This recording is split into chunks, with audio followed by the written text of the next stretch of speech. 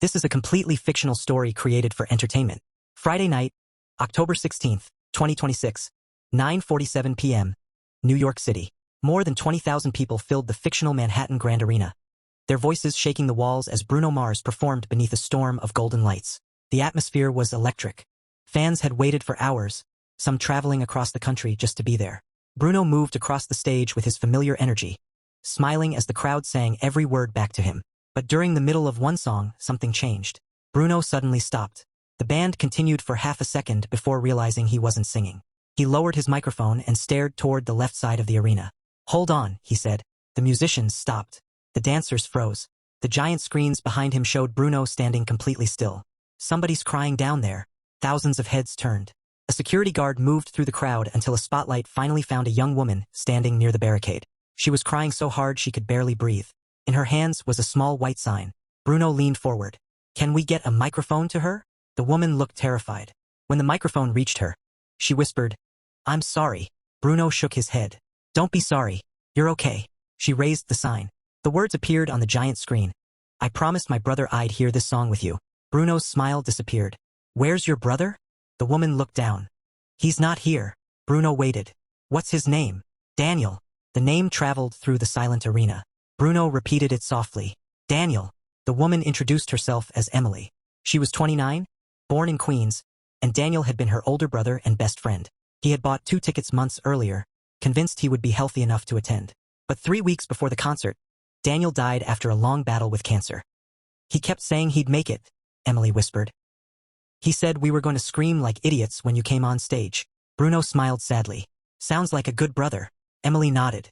"He was." Bruno stepped down from the stage and walked toward her. The audience became completely silent. When he reached the barricade, he opened his arms. Emily hugged him and cried against his shoulder. Bruno didn't rush her. After a few seconds he whispered, "You don't have to be okay tonight." Emily pulled back. "I almost didn't come." Bruno looked at the tickets in her hand. "But you did." She nodded. "I promised him." Bruno held out his hand. "Then let's keep the promise." Emily stared at his hand before taking it. Bruno helped her onto the stage. 20,000 people stood. Emily looked overwhelmed. Bruno noticed her breathing getting faster. "Don't look at them," he said. "Look at me." She did. "Good. One person at a time." He guided her to a chair near the piano. Then Bruno sat beside her. "Tell me about Daniel." Emily took a breath. "He was annoying." Bruno smiled. "That's a good start." The crowd laughed softly.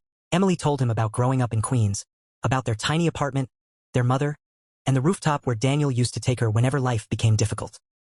"He always said the city looked better from up there." Bruno smiled. "He sounds like somebody who knew how to find the good stuff." Emily nodded. Then she told him about the diagnosis, about hospital rooms, about the way Daniel kept talking about the concert. "He wanted one perfect night," she whispered. "And now he's gone." Bruno looked at the piano. "Then let's give him the night he wanted." The first piano notes began. Emily closed her eyes. Bruno started singing softly. She tried to join him, but her voice broke. Bruno stopped. "Take your time." Emily breathed deeply. Then she sang. Her voice trembled, but it was enough. The crowd listened. Thousands of phones rose into the darkness. But nobody shouted. Nobody interrupted. They simply listened to one sister sing a song for a brother who wasn't there. When the song ended, Emily wiped her face. Bruno smiled. "You did it." She nodded. "I wish he could hear it." Bruno looked toward the empty space beside her. "Maybe tonight he did." Emily smiled through her tears. But neither of them knew that the hardest part of the night was still waiting. A stage technician suddenly approached Bruno and whispered something in his ear. Bruno's expression changed. He looked at Emily. "There's something you should know." Emily frowned. "What?" The technician held out a small envelope. Emily stared at it. Her face went pale. She recognized the handwriting immediately. "That's Daniel's." Bruno handed it to her. "He left this for you." Emily's hands began shaking. She opened the envelope. Inside was a letter and a small flash drive. She looked at Bruno. "Why would he send something here?" Bruno didn't have an answer. Emily unfolded the letter. The first line made her stop breathing. It said, "Emily, if you're reading this, it means you actually went." She looked at Bruno. Tears filled her eyes. "He knew I might not come." Bruno nodded. "Then maybe he knew you better than anyone." Emily looked toward the giant screen. She had no idea that within minutes, 20,000 people would see Daniel again. Emily held the letter with both hands while Bruno stood beside her. The arena was silent. She had spent 3 weeks trying not to imagine Daniel's final days. but now his handwriting was right in front of her. Bruno asked gently, "Do you want to read it yourself?" Emily shook her head. "I don't think I can." Bruno nodded. "Then I'll read it with you." He opened the letter. The first lines were simple. Daniel wrote that he knew Emily might not come to the concert because grief had a way of making even small things feel impossible. He wrote that he had bought the tickets because he wanted her to have something to look forward to, even if he couldn't be there. Bruno continued reading. Daniel wrote about their childhood. He remembered the tiny apartment where they shared one bedroom. He remembered their mother working late shifts. He remembered taking Emily onto the rooftop when she was 16 because she had been crying after a terrible day at school. "He says the rooftop was the first place he realized you were stronger than him," Bruno said. Emily laughed through tears. "That's not true." Bruno smiled. Apparently Daniel disagreed. The letter continued. Daniel wrote that Emily had spent her whole life believing she needed to protect him because he was older. But he believed the opposite. He said she was the one who had taught him how to keep going. Then the letter became more difficult. Daniel admitted he was scared. He didn't want Emily to think dying had been easy for him. He wrote that he was terrified of leaving her and their mother. But he also said something Emily had never heard him say aloud. He was grateful for every year he had. He was grateful for the rooftop, the bad apartment, the stupid arguments, the late-night pizza, the jokes, the music, and most of all, his sister. Bruno stopped reading. He looked at Emily. "There's more." Emily nodded. Bruno continued. Daniel asked her not to turn his memory into a prison. He didn't want every birthday to become a funeral. He didn't want every song to become painful. He wanted her to keep traveling, laughing, making friends, falling in love with life. Then came the sentence that broke Emily completely. Daniel wrote, "If you spend the rest of your life trying to prove that you miss me, then I'm going to spend the rest of mine wishing I had never made you promise to come tonight." Emily covered her face. Bruno placed a hand on her shoulder. "He really wanted you to live."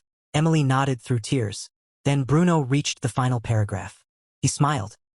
"He says one more thing." Emily looked up. Bruno read it. "If Bruno sees this, tell him my sister thinks she can't dance."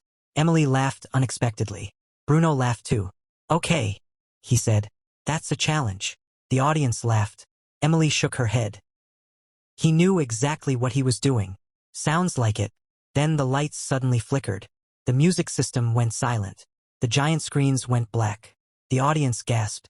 Bruno looked toward the production booth. Emergency lights came on, bathing the arena in a dim glow. Then the giant screens suddenly illuminated. A video appeared. Emily froze. Daniel was sitting on the rooftop from the photograph. He looked healthy. He smiled directly into the camera. "Hey, Em." Emily's hands flew to her mouth. Bruno stared at the screen.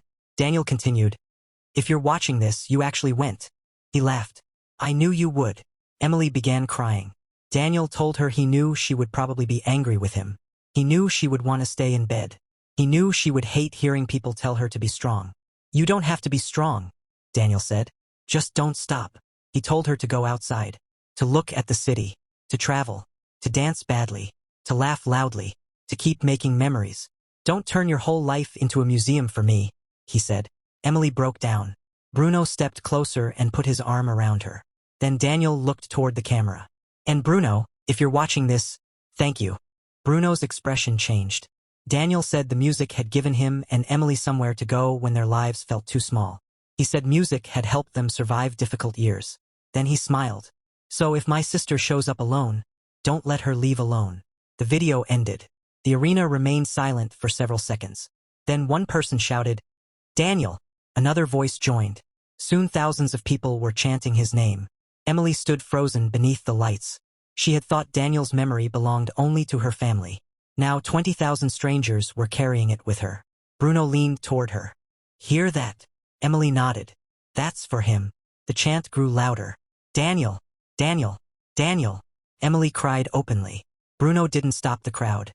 He simply stood beside her. When the chanting finally faded, Emily lifted the microphone. "His name was Daniel," she said. The audience applauded. "He was annoying." Laughter. "He was stubborn." More laughter. "He stole my fries." The crowd laughed again. Then Emily's voice broke. "He was my best friend." Silence. "And I miss him." The audience rose to their feet. Bruno hugged her. But then Emily looked at the video screen again. "There's something I don't understand." Bruno turned toward her. "What? Why did he send this to you?" Bruno frowned. The stage manager approached and quietly explained that Daniel had contacted the production team before his death. He had specifically requested that the video only play if Emily actually attended. But there was one detail nobody had told Emily. Daniel had sent another message. It wasn't for Emily. It was for Bruno. The stage manager handed Bruno a second envelope. Bruno looked at the handwriting. His expression became serious. "This one's for me." Emily stared at him. "What did he write?" Bruno opened it. His eyes moved across the page. Then he looked at Emily. "He knew something about you that you never told me." Emily's face changed. "What?" Bruno looked toward the audience. "He said you almost gave up before you came here." Emily froze. "How did he know?" Bruno read the next line. His expression softened. "Because you told him." Emily looked down. Then she remembered.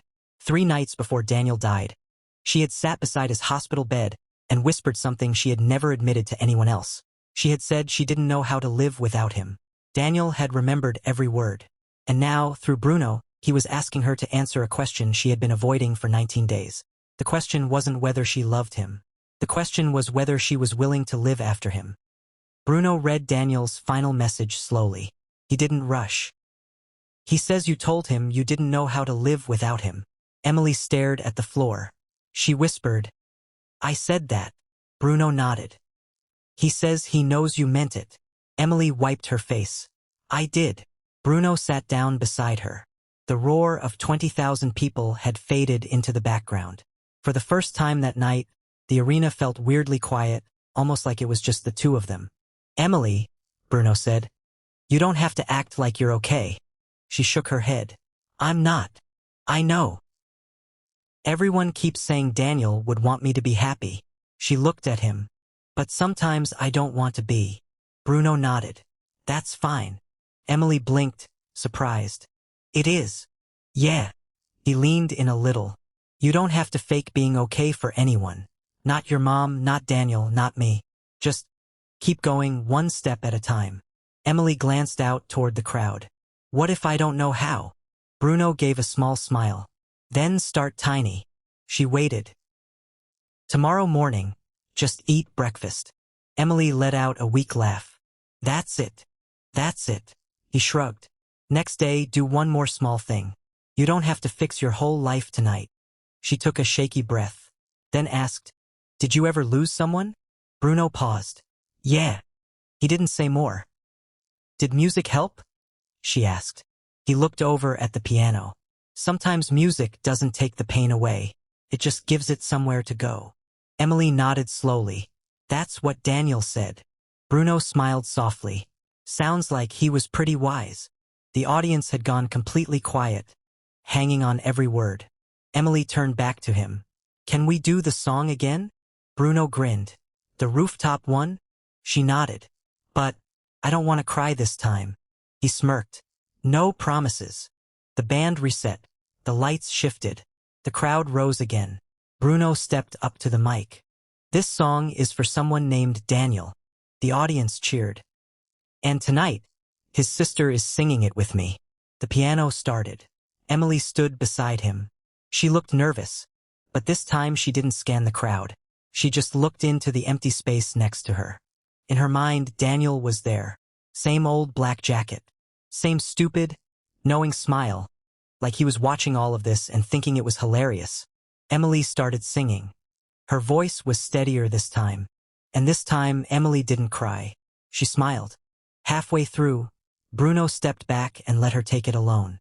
Thousands of people watched in silence. Emily closed her eyes and sang the last verse up toward the ceiling. When it ended, the arena exploded. Bruno pulled her into a hug. "You did it." "Yeah," she said, smiling. "No tears." She laughed. "Don't get used to it." The crowd laughed too. But the night wasn't done yet. Bruno noticed the giant screen flicker. The production team had queued something up. A montage. Photos of Daniel and Emily started rolling across the screen. Childhood pictures, rooftop nights, their mom, their apartment, first jobs, dumb costumes, road trips, hospital rooms. That last photo together. Emily watched every single one. This time, she didn't try to hold it in. Bruno stayed right beside her. Then the final image appeared. Daniel sitting on the rooftop, holding 2 concert tickets. Under it, "One last night together." Emily covered her mouth. Then another line appeared, "But don't make it the last." The crowd went completely silent. Emily looked at Bruno. He knew. Bruno nodded. He knew you'd need this. Then he turned to the audience. "New York, I need your help." The crowd roared. "Tonight, Daniel asked us to make sure Emily doesn't feel alone." Thousands of hands went up. "So let's make him a promise," Bruno said. The crowd waited. "We're gonna remind her that life is still waiting for her." The arena erupted. Emily started crying again, but Bruno just held out his hand. "Come on." He led her to center stage. "Look around," he said. She turned slowly. 20,000 people standing there. "You came in here with 2 tickets, Bruno said. "But you're leaving with 20,000 people who know his name."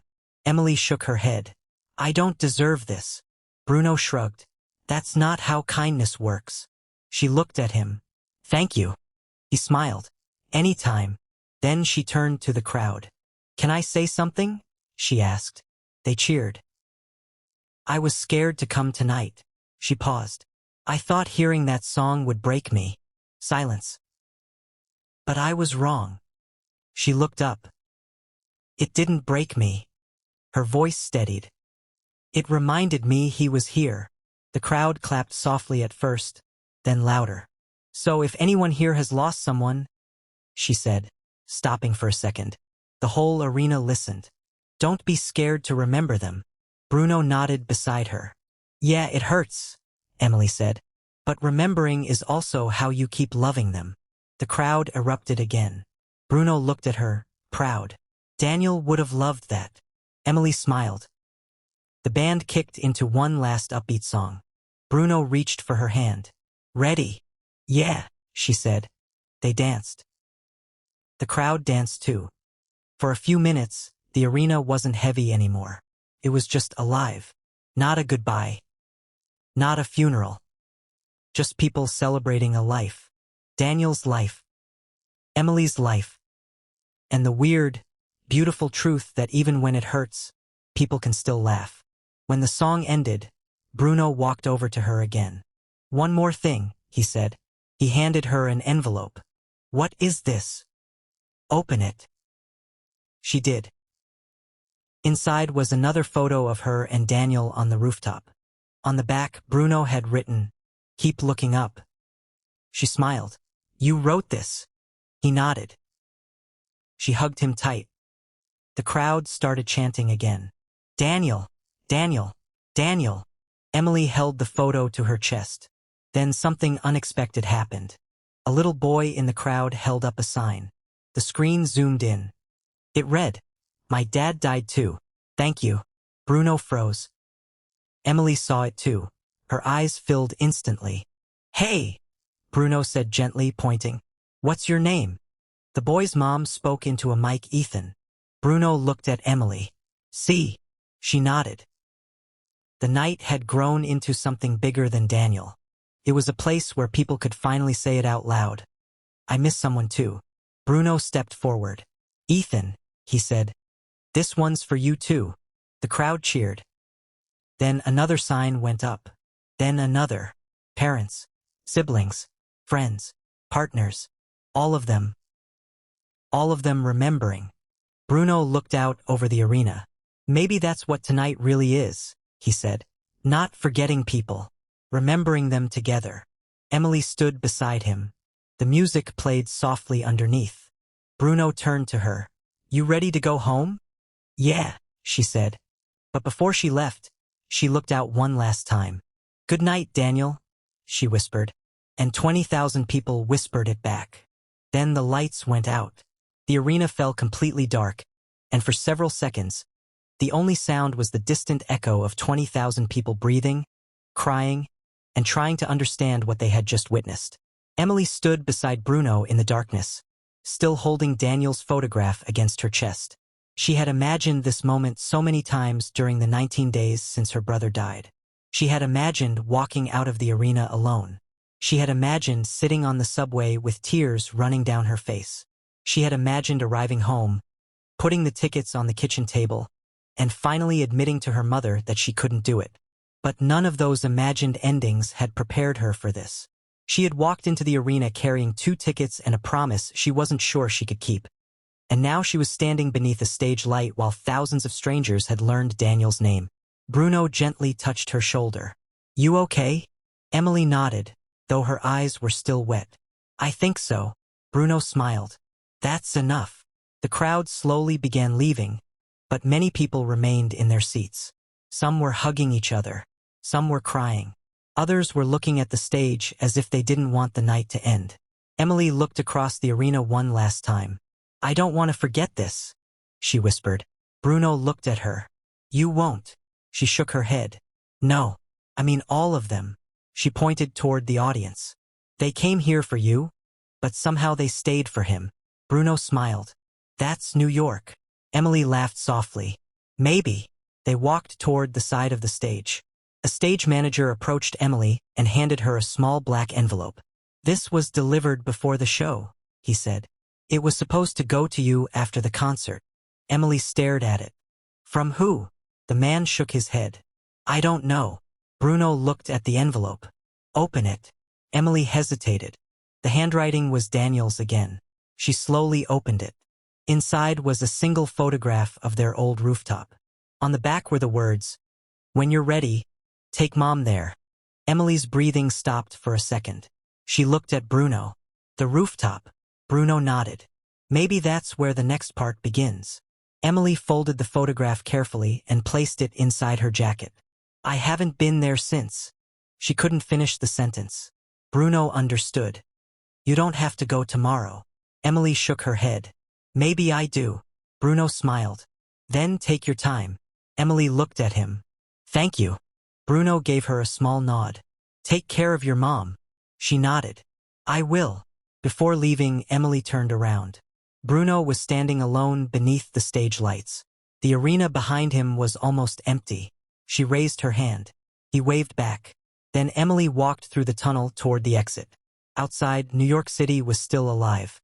It was after midnight, but the streets were filled with taxis, pedestrians, delivery trucks, flashing signs, and the constant sound of the city refusing to sleep. Emily stepped onto the sidewalk and stopped. She looked up. Manhattan's skyline stretched above her.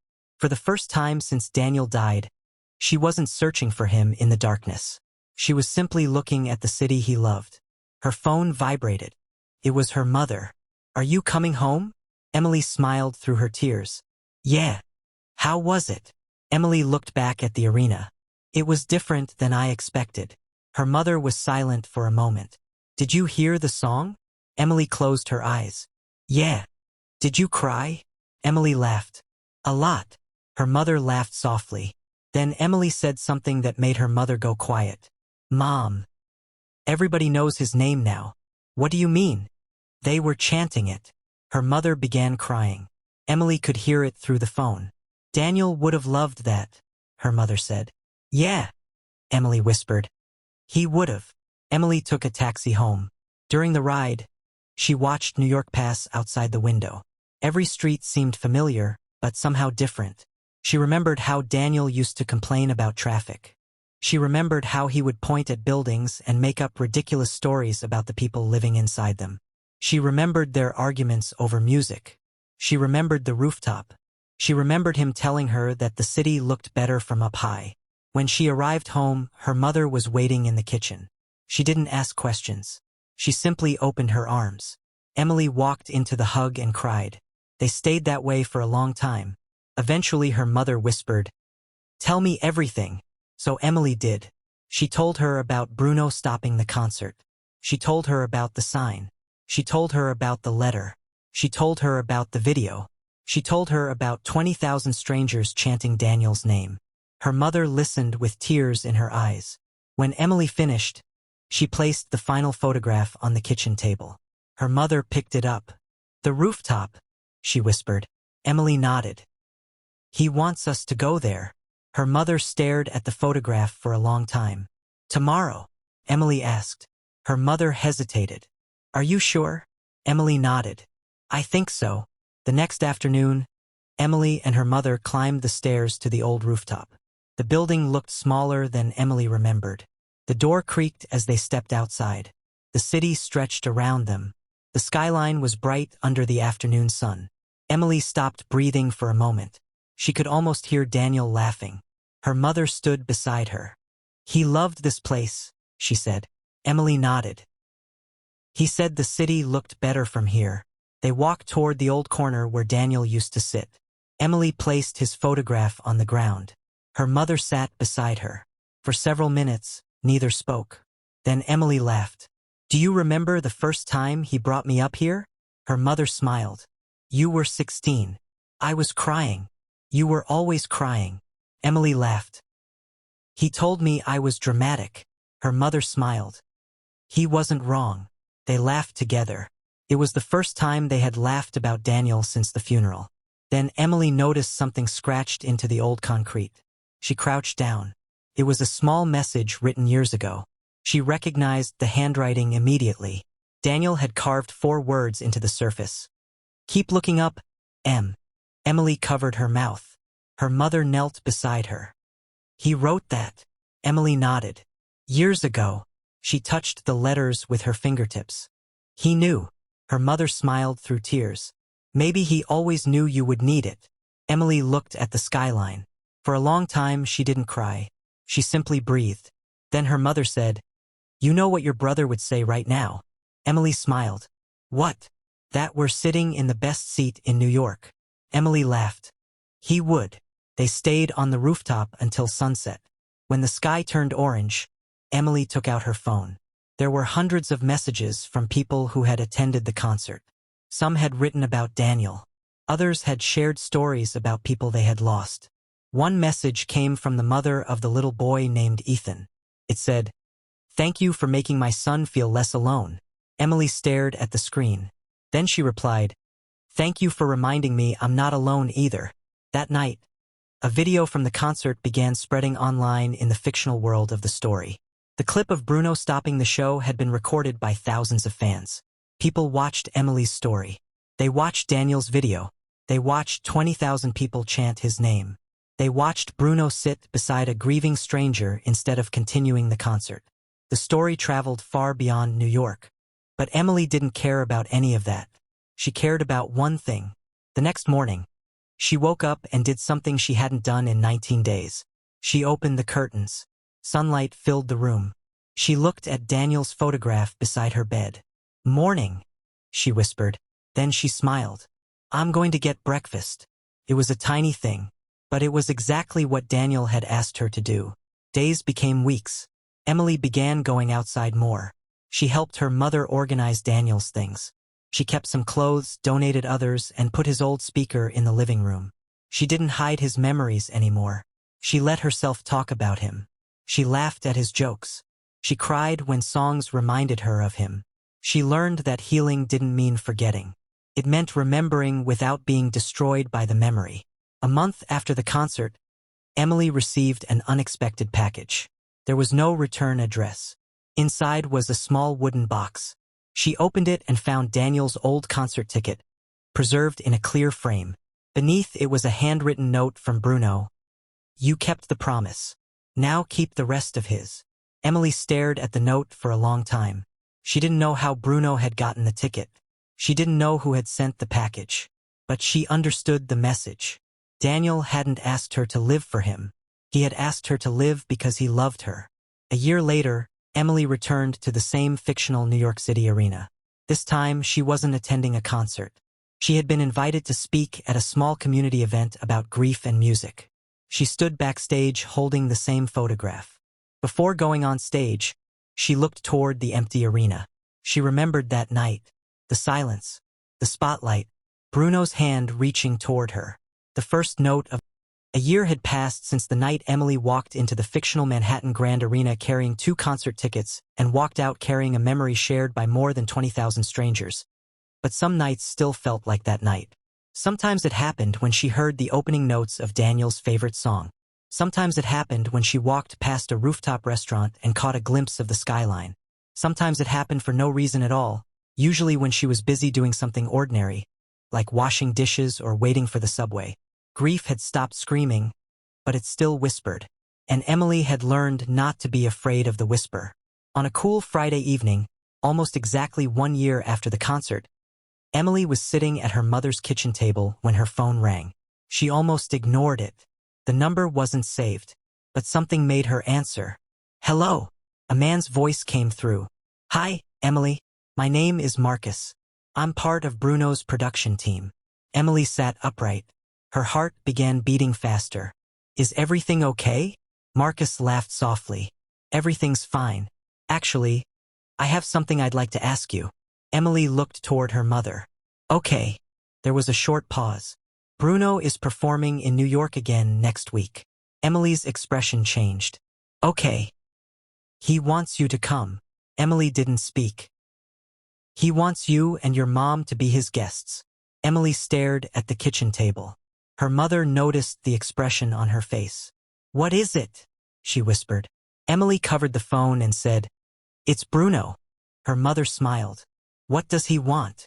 Emily returned to the call. Marcus continued. There's one more thing. Bruno wants to perform the song again. Emily's breathing stopped for a second. The song? Yes. Emily looked down at her hands. Why? Marcus answered. He said the song belongs to Daniel now. Emily closed her eyes.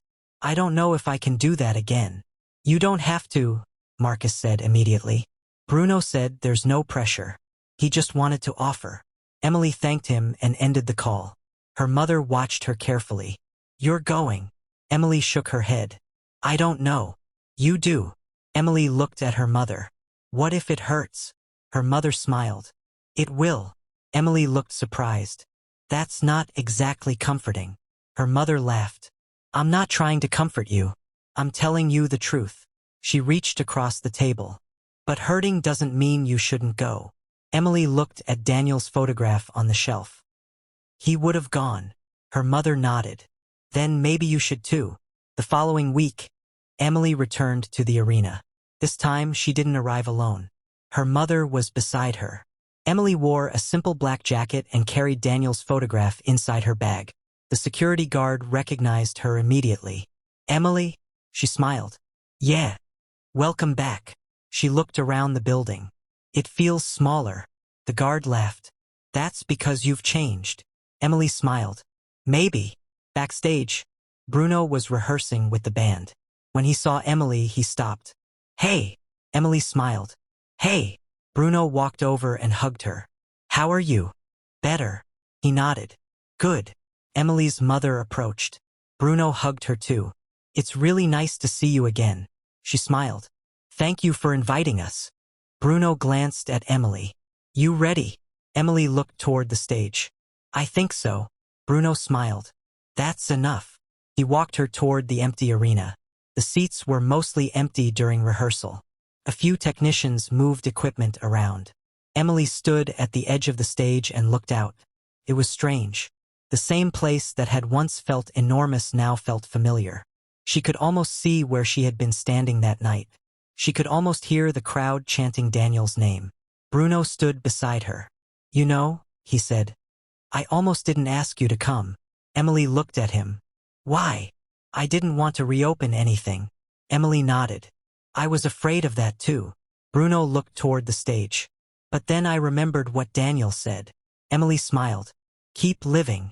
Bruno nodded. Exactly. The band began playing the first notes of the song. Emily closed her eyes.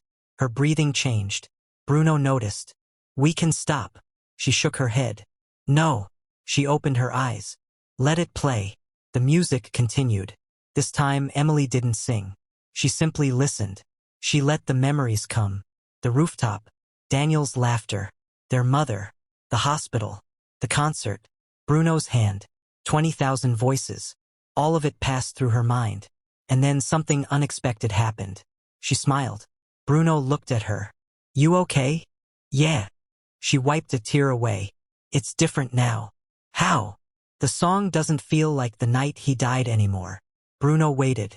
It feels like the night I realized I could keep going. Bruno smiled. That's a pretty good song.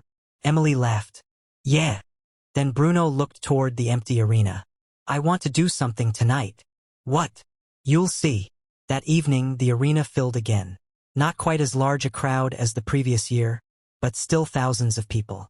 Emily and her mother sat near the front. Bruno performed several songs before the moment arrived. Then the lights dimmed. Bruno walked toward the center of the stage. Last year, something happened at one of our shows here, he said. The audience became quiet. A woman named Emily walked into this arena carrying a promise from her brother. Emily looked down. Bruno continued.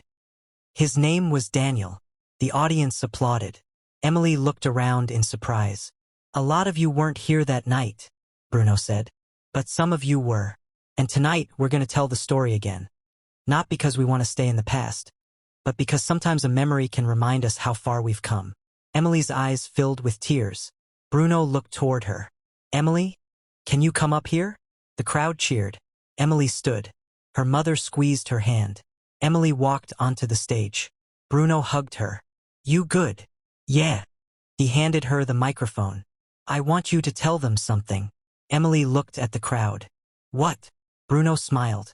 Tell them what happened after that night. Emily stared at him. She hadn't expected this.